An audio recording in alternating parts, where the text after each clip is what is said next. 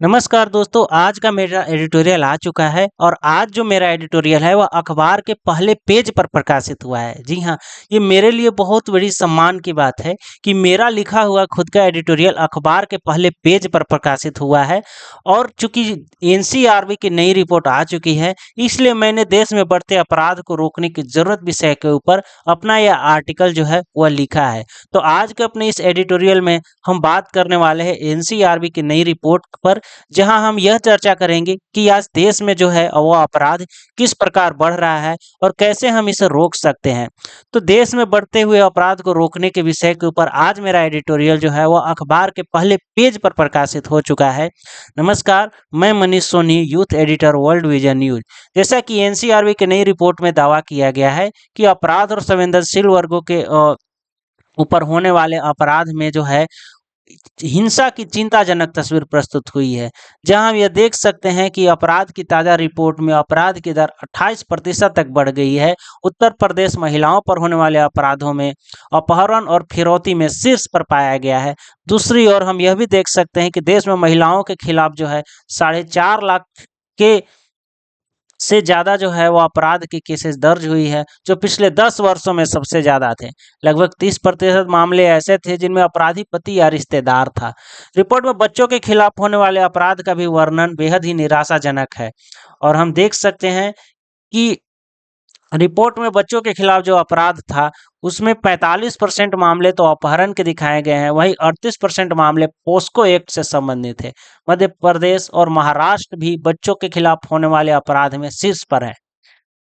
Report जो है आत्महत्या पर एक मजबूत आंकड़ा पेश करती है, एक चिंताजनक स्थिति प्रस्तुत करती है, जहां एनसीआरबी की रिपोर्ट बतलाती है कि प्रति लाख आबादी में 12% से ज़्यादा लोगों ने आत्महत्या की।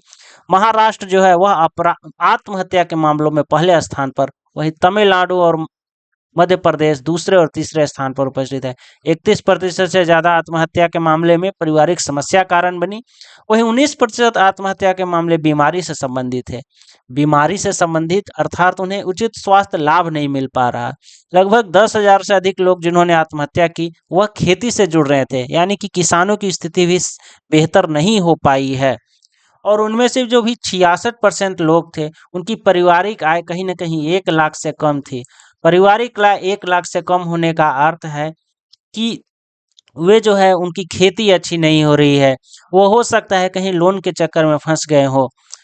तो आत्महत्या में महाराष्ट्र शीर्ष पे रहा है। रिपोर्ट बताते हैं कि तमाम अपराधों में जो है कमजोर वर्ग अर्थात अनुसूचित जनजाति के लोगों के ऊपर होने वाला अपराध का दर सबसे व्यापक रहा है। उसके साथ ही साइबर रिपोर्ट का भी जो है चर्चा की गई है, जहां कहा गया है कि प्रति लाख आबादी पर 6% से ज़्यादा साइबर केसेस बढ़ गए हैं।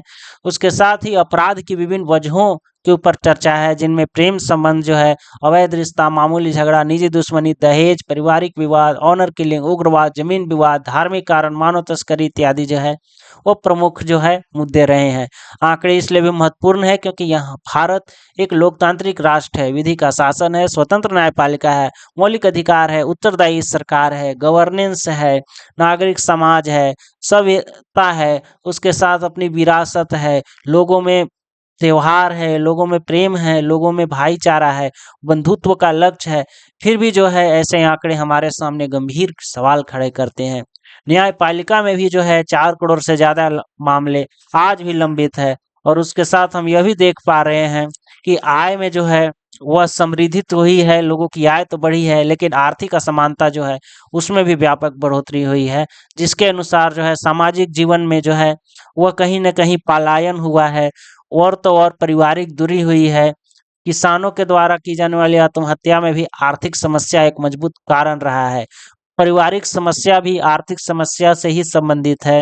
हालांकि बीमा सुरक्षा इत्यादि जो है प्रयास किए जा रहे हैं, सरकार द्वारा कई सारी योजनाएं चलाई जा रही है, रोजगार के प्रयास किए जा रहे हैं, निवेश के प्रयास किए जा रहे हैं।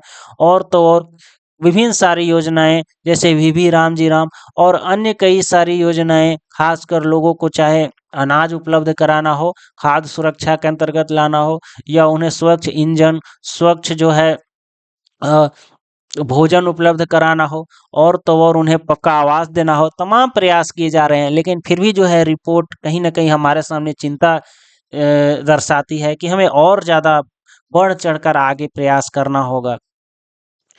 हम ये भी देख रहे हैं कि इस रिपोर्ट में जो है कहीं न कहीं एक तस्वीर प्रस्तुत होती है कि हमें इसे रोकने की ज़रूरत है, हमें प्रशासनिक और नौकरशाही प्रणालियों को मजबूत करने की ज़रूरत है, एक ज़िम्मेदार नागरिक के तहत जो है हमें आगे आने की ज़रूरत है, ताकि हम जो है देश में इस प्रकार की तमाम जो है अपराध के आयाम है उसको उसके ऊपर जो है वो नकेल कस सके। हमें एक नागरिक सरकार और प्रशासन तीनों के गठजोड़ को समन्वय और सम्मिलित रूप से मिलकर आगे बढ़ने की ज़रूरत है। पंचायत सशक्तिकरण के द्वारा हमें जो है और ज़्यादा व्यापक पैमाने पे प्रयास करने की ज़रूरत है। तभी हम सशक्त जीवन, जागरूक और चेतना युक्त लोगों से युक्त समृद्ध राष्ट्र का निर्माण कर पाएँगे। तो ये गरिमामयी जीवन जीने की एक प्रयास के तौर पर हमें इन तमाम चीज़ों को रोकना होगा। तभी जो है हम एक खुशहाल समाज और खुशहाल राष्ट्र के रूप में जो है बहुत जल्द जो है वह स्थापित हो पाएँगे और अपने जनसंख्या लाभांश हो या आर्थिक शक्ति हो या संसाधनों का सदुपयोग हो या सतत विकास हो या खुशहाल समाज हो, उन सभी लक्ष्यों की पूर्ति कर पाएँगे। तो ये मेरा पहले पेज पर छपा गया आर्टिकल जहाँ मैंने एनसीआरबी के रिपोर्ट के ऊपर प्रकाश डाला है। तो तय आपको करना है कि किस प्रकार हम देश में बढ़ते हुए अपराध और इन विभिन्न घटनाओं को दूर कर सकते हैं। अपनी राय कमेंट में ज़रूर दीजिए और लाइक कीजिए, सब्सक्राइब कीजिए ताकि इसी प्रकार मैं आप सबों के लिए लगातार लिखता रहूं। धन्यवाद।